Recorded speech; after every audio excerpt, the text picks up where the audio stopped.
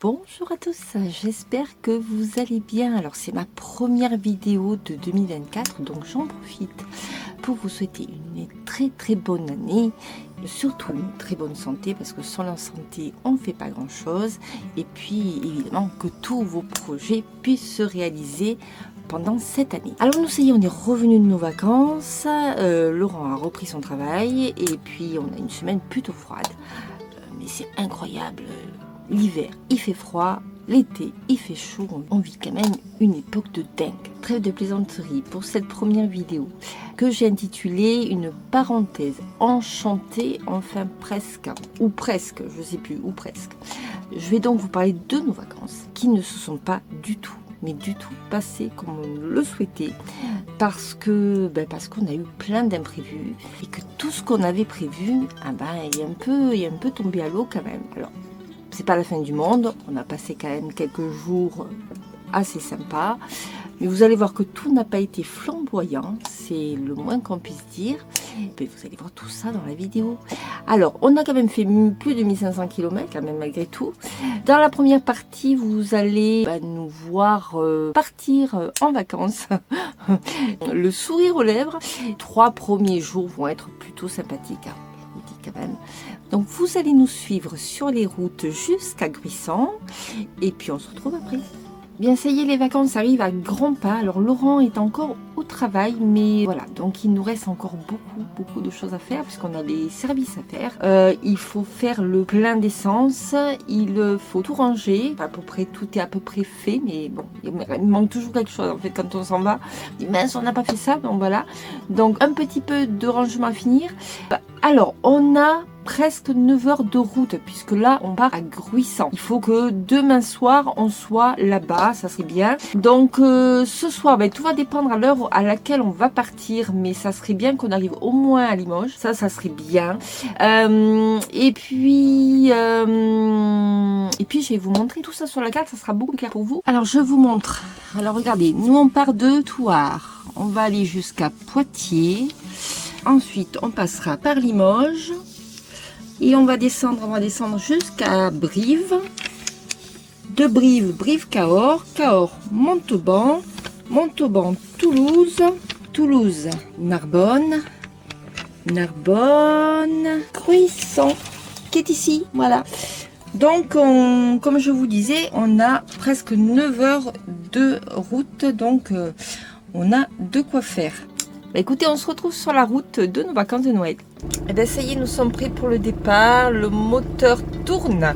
Nous avons fait tous nos services. Nous sommes allés chercher nos courses. Et il est bientôt 4 heures. Donc je ne sais pas si on va arriver à Limoges. Un petit point moteur. On a une petite fuite au niveau du chauffage du moteur. Voilà, donc ça goûte un petit peu. J'espère que ça va aller, voilà. On va être assez prudent, on va essayer de s'arrêter souvent pour voir si il y a toujours de l'eau. Bon, voilà, ce voyage commence très fort. Allez, on se retrouve sur la route, c'est parti.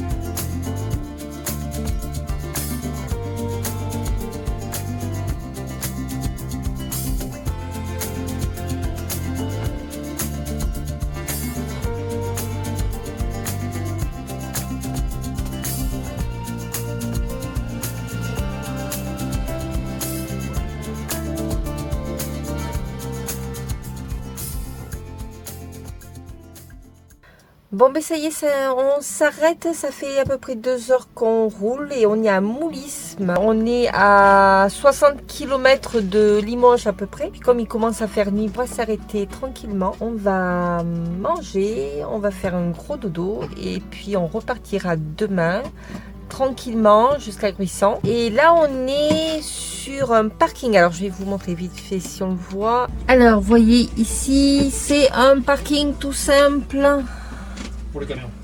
Vous avez entendu, Laurent, il vous dit pour les camions. Pour les camions, comme je vous disais, on n'est pas toujours sur des super places, mais celle-ci, elle est grande et voilà, on n'a pas besoin de faire beaucoup de kilomètres pour dormir ce soir. Voilà, on se dit à demain. Ciao, ciao. Bon, mais ça y est, on s'est réveillé tout doucettement et on va bientôt repartir. En ce qui concerne le radiateur, pour le moment, on n'a pas trop de soucis. Laurent vient de vérifier et il y a très peu de perte d'eau. Donc, on va continuer comme ça et puis on verra bien après. Voilà, je vous tiendrai au courant de toute façon. Allez, on fait un petit point sur la carte. Alors, donc, comme vous le savez, on est parti. Ah, je sais pas si vous allez bien voir parce que il y a des fois, ça dézoome. Voilà. On est parti de Thouars. On a roulé à peu près 1h30 hier soir. Donc, on a passé Poitiers. Et puis, là, on est... Alors, attendez. Hop. Voilà. On n'est pas loin de Lussac-le-Château. Donc, on est à peu près par là. Donc on est à mi-chemin entre Limoges et Poitiers. Bon ben, je pensais arriver à Limoges hier soir. Moi j'ai perdu mon pari. Allez, je vais essayer de refaire un pari pour midi. Alors à midi, je pense qu'on sera entre Limoges et Brive. Allez, soyons fous. Mais pour arriver là-bas, bah il va falloir qu'on la route. Donc je vous laisse et on se retrouve très vite.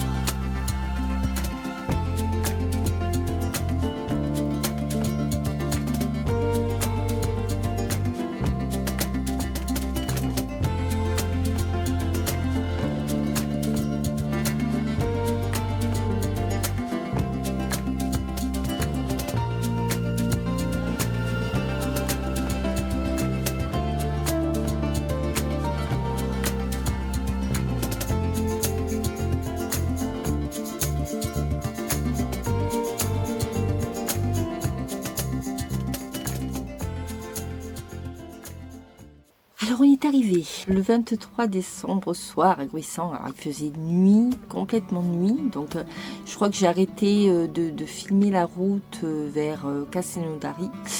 Puisqu'après on n'y voyait pas grand chose, donc j'ai complètement arrêté. Mais on est arrivé quand même à Gruissant sans encombre, malgré qu'il fasse nuit, et j'ai horreur de m'arrêter à un endroit que je connais pas en pleine nuit. Il y avait énormément de monde pour la période. On s'est dit c'est pas possible. Moi qui pensais que pour les vacances de Noël, il allait y avoir personne. En fait, il y avait un monde fou. Et puis, il y avait des trous partout. Donc, on s'est posé tant bien que mal à un endroit en espérant qu'on gêne personne. Et on a attendu le lendemain matin. Le lendemain matin, on était contents parce qu'il faisait soleil. On avait passé plusieurs jours, nous, à Thouars, où il faisait vraiment très, très gris. Et là, on était contents, enfin, du soleil. Et on n'a pas été déçus par cette aire qui est quand même gratuite. Pour Gruissant, c'est quand même pas mal, même si c'est en plein hiver, hein, mais c'est déjà bien que ça soit gratuit. L'eau est gratuite également, donc ça c'est bien aussi. On a des poubelles à disposition. Ben, vous allez voir tout de suite notre aire des 4 vents. Alors ça porte bien son nom parce qu'à Gruissant, il y a souvent beaucoup de vent. Il y a un vent terrible, mais voilà, ça fait quand même du bien. Je vous laisse regarder l'aire de Gruissant, l'aire des 4 vents. Alors, comme vous pouvez voir, l'aire des 4 vents était bien remplie pendant ces vacances de Noël. Et en parlant en fait avec d'autres personnes, en fait, les autres aires de camping-car qui se trouvent aux environs sont payantes. Et il n'y a que celle de Gruissant qui est gratuite. Et donc, les gens commencent à le savoir et viennent donc du mois de début novembre, à partir de début novembre jusqu'à début ou fin février, et ils sont vraiment tranquilles.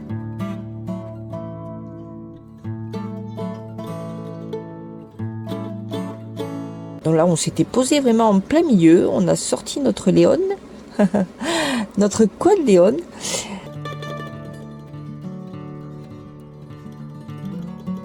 Et alors tout autour de l'aire, qui est quand même assez bien situé, vous avez donc ici l'étang du Grazelle.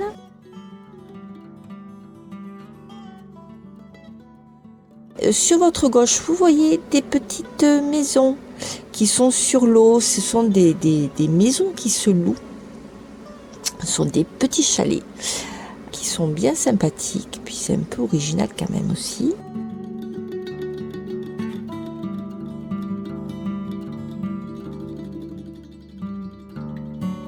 Vous avez également le nouveau port qui se situe tout à côté. Donc comme je vous disais, l'aire est quand même bien située entre le nouveau port et le village qui n'est pas très loin non plus. Vous pouvez y aller très facilement à pied.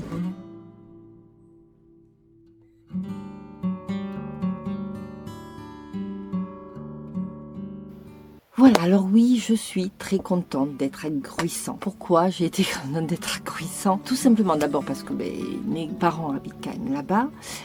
Donc ça faisait plusieurs mois qu'on ne s'était pas vus, donc ça c'était chouette de les revoir. Mais également, Gruissant, c'est l'endroit où il y a toutes mes racines du côté de ma maman. Et je crois qu'on vient tous un petit peu de quelque part. Et pour moi, Gruissant, ça représente ma famille, ça représente mes racines. C'est un endroit qui est un peu magique. Alors c'est pas que parce que le village est sympathique, hein. C'est vrai que le village est sympa et qu'on est en bord de mer et que il y en a qui payent très cher pour vivre à Gruissant. Mais c'est surtout pour tous ces souvenirs en fait qui font que quand j'arrive à Gruissant, j'ai un petit peu plus le cœur qui bat qu'autre part. Et puis voilà, on vient tous de quelque part. Donc là, on n'est resté que 3 jours à Gruissant, ce qui est peu, hein. D'autant plus qu'on est en pleine période de Noël. Donc comme vous le savez, comme vous avez dû le vivre aussi, on passe plus notre temps à table qu'autre chose. Donc je vous ai un petit peu filmé Gruissant, vite fait. Ça va être très touristique, hein. En gros, vous allez avoir la plage, le nouveau port et le village. C'est vraiment très succinct, vous allez voir ça. Ah tiens, alors Lily, ne vous inquiétez pas, de toute façon, Gruissant, je serai amenée à y revenir de toute façon. Puisque comme vous le savez, nos prochains voyages vont porter sur notre arbre généalogique. Et comme j'ai de la famille Agruissant, automatiquement, on va revenir Agruissant, ne serait-ce que pour voir quand même mes parents. Hein, c'est quand même primordial. Donc là, je vous laisse regarder les petites vidéos que j'ai filmées. Et alors, je vais avoir une voix, je vais vous expliquer. Je n'ai pas de micro extérieur. Puis en plus, avec le vent qui faisait, même si j'avais un bon micro, je ne suis même pas sûre que ça rende grand-chose.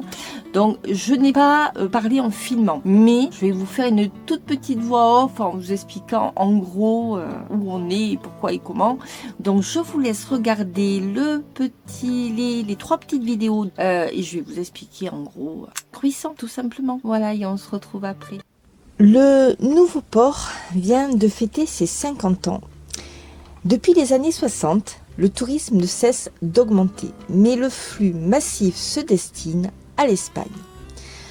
Le gouvernement français du général de Gaulle décide de mettre alors fin à cette hémorragie et développe le littoral de la Méditerranée dans le département du Gard, de l'Hérault, de l'Aude et des Pyrénées-Orientales. Ce sera la mission Racine. Gruissant fera partie de cette opération et sera une des dernières stations à sortir de terre.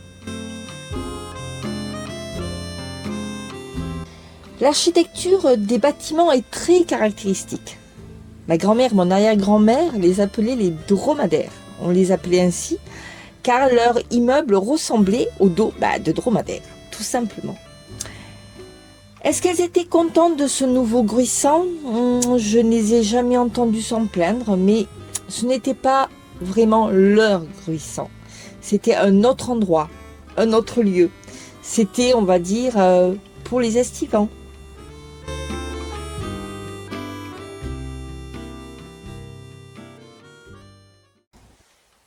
Les chalets en bois sur pilotis sont typiques de Gruissant.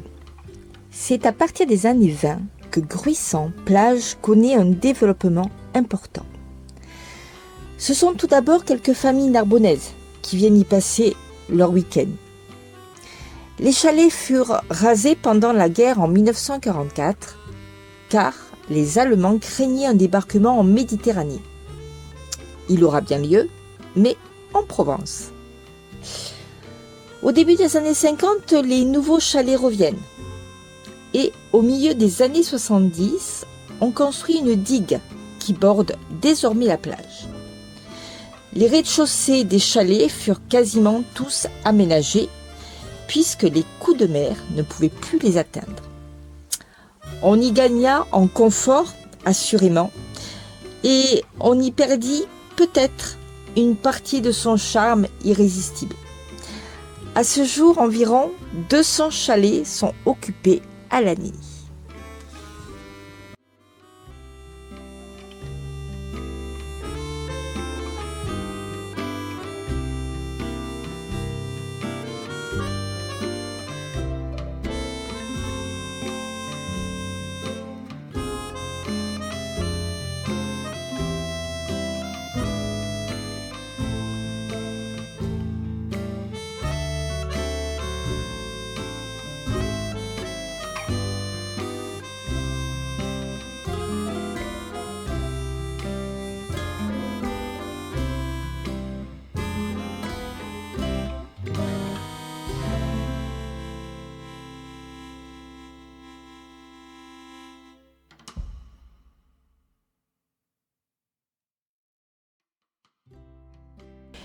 L'histoire de Gruissant commence à la grotte de la Crouzade, où un habitat préhistorique a été découvert. Durant l'Antiquité, un accès pour les galères au port de Narbonne passait probablement à proximité du rocher de Gruissant. Durant le Haut Moyen-Âge, le château constitue un lieu de protection de la population locale face aux nombreuses invasions de pirates. Entre le Moyen-Âge et la Renaissance, le château sera agencé et renforcé par les archevêques de Narbonne. Le château devient une forteresse convoitée durant la croisade des Albigeois. Et il fut abandonné sur l'ordre de Richelieu au XVIIe siècle. Ces pierres serviront alors à construire le village qui l'entoure. Par la suite, les Allemands occuperont le village entre novembre 42 et août 44. Après la guerre, Gruissant restera un petit village de pêcheurs jusqu'à l'arrivée des touristes à partir de 1960. Gruissant ne cessera alors de se développer.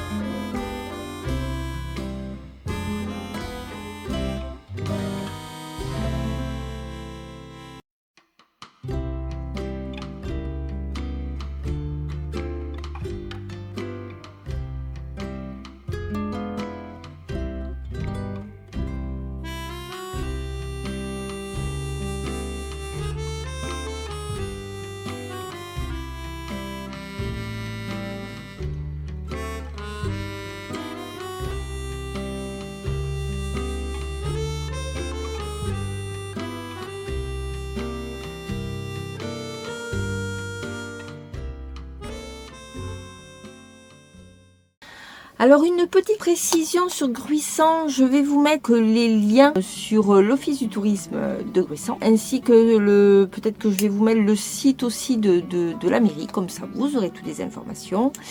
Et puis si ça vous dit d'aller faire un petit tour à Gruissant, ou si vous voulez revoir Gruissant, si vous connaissez déjà, voilà, vous aurez toutes les informations possibles et inimaginables. Voilà, Gruissant c'est fini, on y est resté donc 3 jours, on est reparti le 26 décembre dans l'après-midi. On doit aller donc jusqu'à Fangeau, qui est à côté de Castelnaudary.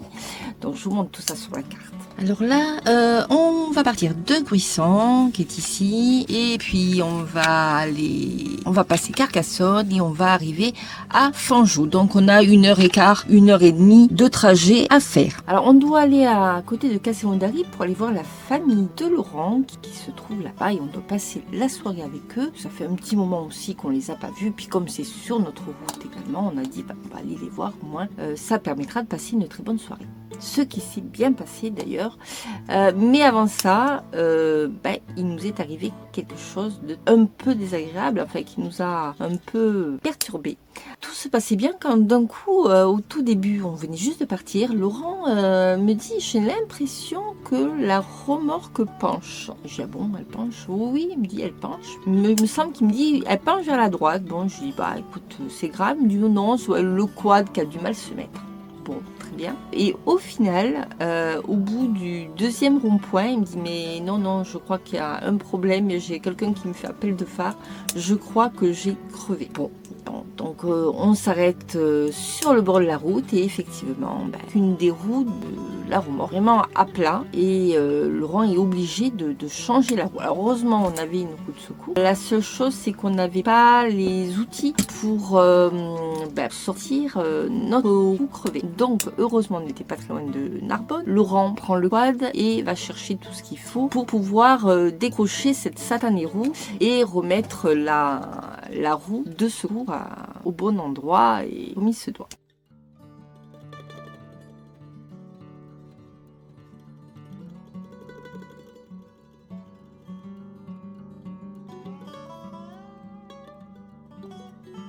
On a ensuite pu reprendre notre route jusqu'à Fangeau. Donc là, c'est un charmant village. Honnêtement, je ne connaissais pas du tout. Je connaissais juste de nom, mais je ne connaissais pas du tout ce village. Et il a l'air bien sympathique. Il y a une jolie petite aire. Et nous avons passé une excellente soirée avec notre famille, tranquillement.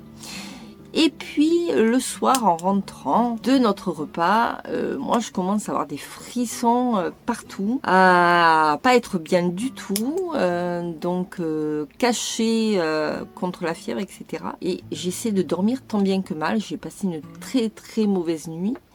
François, ça a été pareil, il a été plutôt malade dans la nuit aussi, il commençait à pas être très bien. Le lendemain matin, Laurent, ça allait encore un petit peu, il est allé voir avec notre beau-frère s'il trouvait une roue de secours, parce que du coup on n'avait plus trop de secours, donc voulait pas rester sans roue de secours au cas où. Bon, on n'aurait pas eu de bol quand même si on crevait une deuxième fois, mais bon, ils ont tourné pendant 1 heure et demie. Ils n'ont pas trouvé ce qu'ils voulaient. Enfin, si, il en a trouvé, mais on trouvait que c'était un peu cher. Donc, Laurent a trouvé un produit anti-crevaison. Je sais pas si c'est comme ça que ça s'appelle. Bon, bref. Vous avez compris le truc, pour au cas où si on venait de nouveau à crever. Et puis là on reprend la route. Moi je suis vraiment très très mal. Il me tarde qu'une chose, c'est d'aller me mettre au lit et bon voilà, mais il faut absolument qu'on prenne la route pour aller jusqu'à Pau, puisqu'après à Pau on doit retrouver notre fils Pierre. Donc voilà, donc j'ai réussi quand même à vous filmer un petit peu la route. Donc là vous allez voir la route de Fangeau à Pau en gros. Mais bon, le sourire était un peu parti, hein, j'avoue que c'était pas terrible. Donc, allez, on y va. Alors, pour cette partie, donc on était à Fangeau, qui est ici. On est passé à Toulouse. Toulouse, on est allé sur Auch. On a fait Auch, Tarbes, Pau.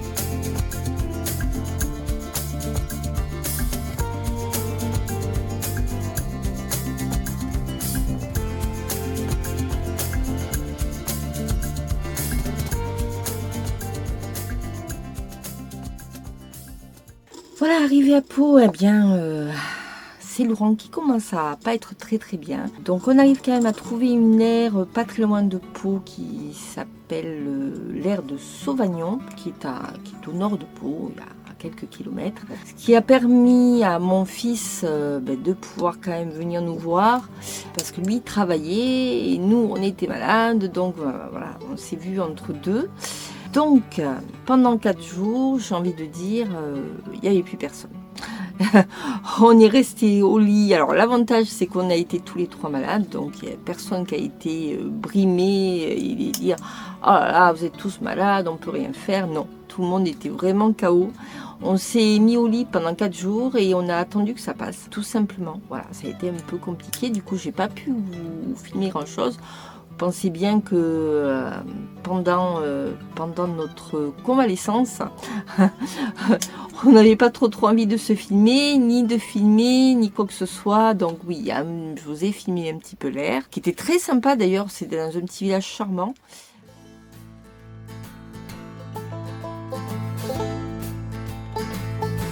Well, I've been wandering through these hills, and I ain't got no more pills, and the mean old wind won't blow no luck my way,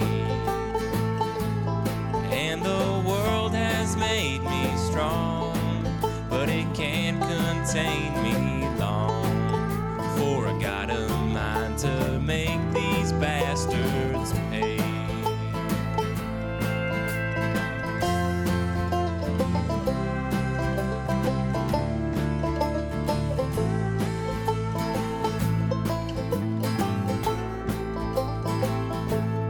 Don't you come round throwing lead, lest your wish is to get dead. 'Cause the iron on my hip don't tell no lies. Oh, and God can't save you here. He moved back east last year. Yeah, the dust will swallow up your mournful cries. This here is hard country. If you don't take these words to heart, you'll find your share of teachers give you some lessons round these parts.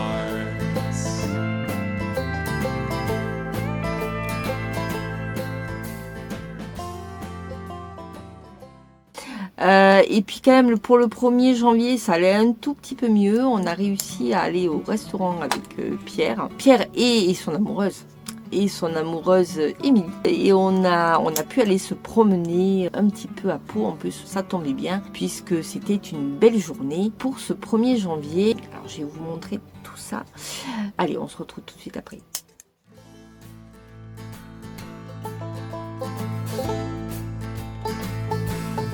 I've been wandering through these hills, and I ain't got no more pills, and the mean old wind won't blow no luck my way,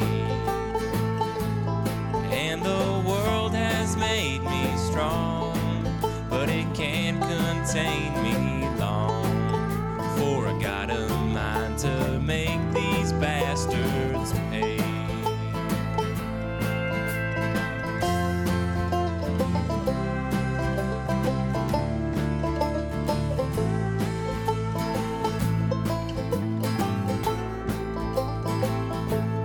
Don't you come round throwing lead, lest your wish is to get dead.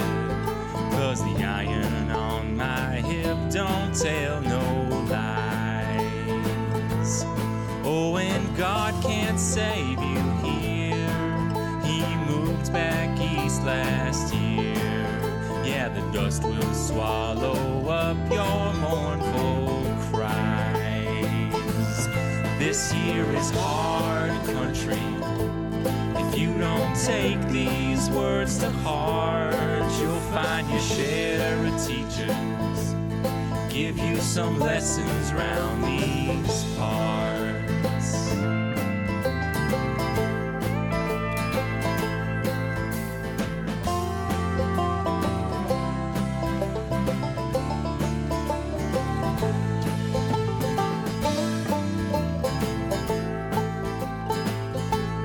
Tell you no amount of right gonna justify your lies. I can see right through you and that glass you pour. We can settle this like men, bring these troubles to an end, and I can learn you to keep your eyes off what ain't yours. This here is hard country. If you don't take these words to heart, you'll find your share of teachers give you some lessons round these parts. You say the town you're in can't hold you. Come on out to Canastota. Yeah, the long arms of the law don't reach us here. And if you really wanna try me, at the U-Bar Inn you'll find me. Room 11, just me and my 6-gun, we're drinking beer. And this here is hard country. If you don't take these words to heart, you'll find your share of teachers give you some lessons round these parts. Le lendemain, eh bien, on décide quand même de partir parce que Pierre travaille de toute façon, donc on n'allait pas vraiment beaucoup le voir. Et puis on s'est dit, comme ça on part tranquillement. Ça nous laisse 4-5 jours pour arriver à Troyes. Laurent reprenait le 8 janvier, donc il fallait qu'on soit là-bas avant le 8. On va remonter tranquillement jusqu'à Troyes. Et puis là, on a décidé de faire un petit peu la côte, hein. Voilà, de se promener aussi, parce que du coup, on n'avait pas fait grand-chose, donc ça nous a permis d'en profiter un petit peu. Et on a dit, on va faire un petit peu la côte, et puis Laurent avait envie de fruits de mer. Bon, donc j'ai dit, mais très bien, on va aller vers Royan, donc on ouvre la partie de Pau. On a dormi au départ après Bordeaux. Alors là, c'est pareil, on voulait dormir dans un domaine. Malheureusement, ils étaient en vacances. Il y a beaucoup de choses qui sont fermées, hein. C'est là où on s'est rendu compte entre Noël et 1er de l'an. Beaucoup d'endroits sont fermés. Donc là, on n'a pas pu y aller.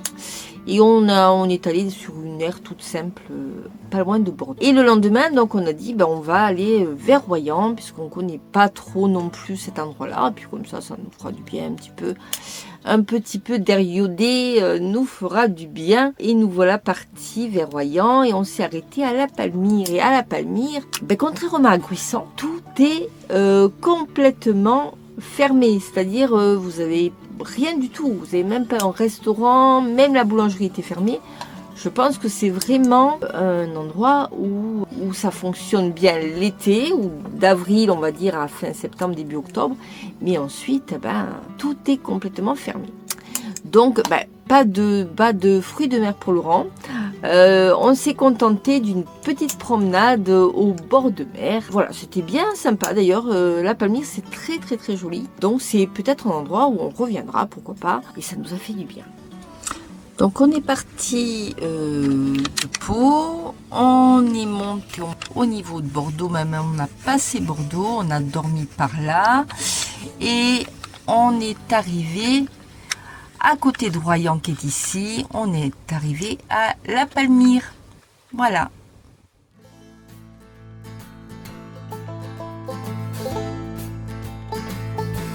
Well, I've been wandering through these hills, and I ain't got no more pills, and the mean old wind won't blow no luck my way,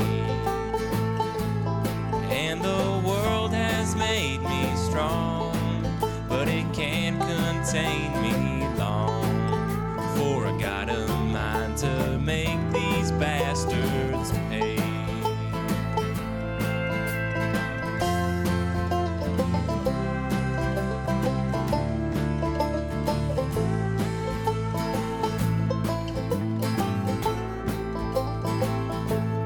Don't you come round throwing lead, lest your wish is to get dead, 'cause the iron on my hip don't tell no lies. Oh, and God can't save you here, He moved back east last year. Voilà, écoutez, c'est terminé pour cette vidéo. Je suis désolée de vous avoir fait aussi peu de choses. Mais bon, quand on est malade et on ne le fait pas exprès. Et c'est vrai que du coup, notre voyage a été quand même bien amputé. Oui, je voulais juste donner une petite précision pour nos suspensions pneumatiques. Vous vous souvenez, avant les vacances, je vous avais fait une vidéo sur les suspensions pneumatiques que Laurent avait installées. Et je peux vous dire qu'on en est par contre très content. Ça permet déjà à Laurent d'être moins fatigué, mine de rien.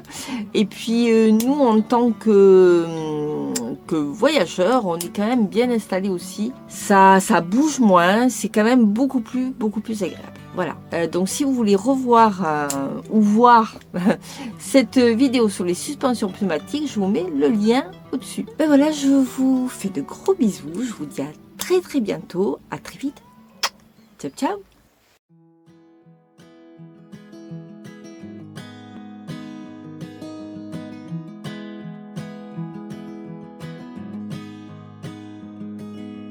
I'll be right behind you, Josephine.